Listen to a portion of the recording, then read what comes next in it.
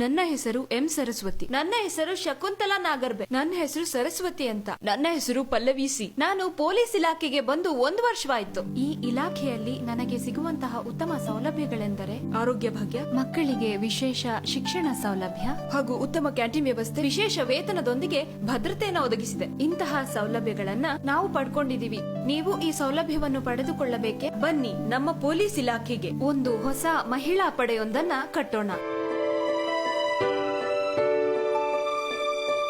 ಲಿಂದ ದೇಹದ ಶಕ್ತಿ ಮತ್ತು ಮಾನಸಿಕ ಸ್ಥೈರ್ಯ ಸದೃಢಗೊಳ್ಳುತ್ತದೆ. ನಿಮಗೂ ಈ ಅನನ್ಯ ಅನುಭವ ಆಗಬೇಕೆ? ಬನ್ನಿ ನಮ್ಮ ಪೊಲೀಸ್ ಕುಟುಂಬಕ್ಕೆ.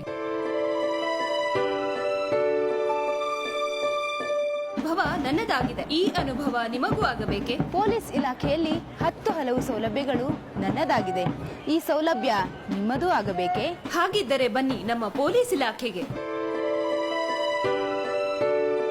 ಕೋರ್ಟು, ಜೈಲು, ನಂಗೊತ್ತು ಇದ್ಯಾವುದು ನಿಮ್ಮ ಅನುಭವಕ್ಕೆ ಬಂದಿರಲ್ಲ. ಈ ಚಕ್ರವ್ಯೂಹದ ಸಾಧನೆ ನನ್ನದು. ನಿಮಗೂ ಈ ವ್ಯೂಹ ಭೇದಿಸುವ ಛಲವಿದೆಯೇ? ಹಾಗಿದ್ದರೆ ಬನ್ನಿ, ನಿಮಗಾಗಿ ಕಾಯುತ್ತಿದೆ ನಮ್ಮ ಪೊಲೀಸ್ ಇಲಾಖೆ. ದ್ರೋಹಿ ದುಷ್ಟ ಕೂಟಗಳನ್ನು ಚದುರಿಸಿ ನಿರ್ಭೀತ ಸಮಾಜವನ್ನು ಕಟ್ಟಲು ಬನ್ನಿ ನಮ್ಮ ಪೊಲೀಸ್ ಇಲಾಖೆಗೆ ಭರ್ತಿಗೊಳ್ಳಿ.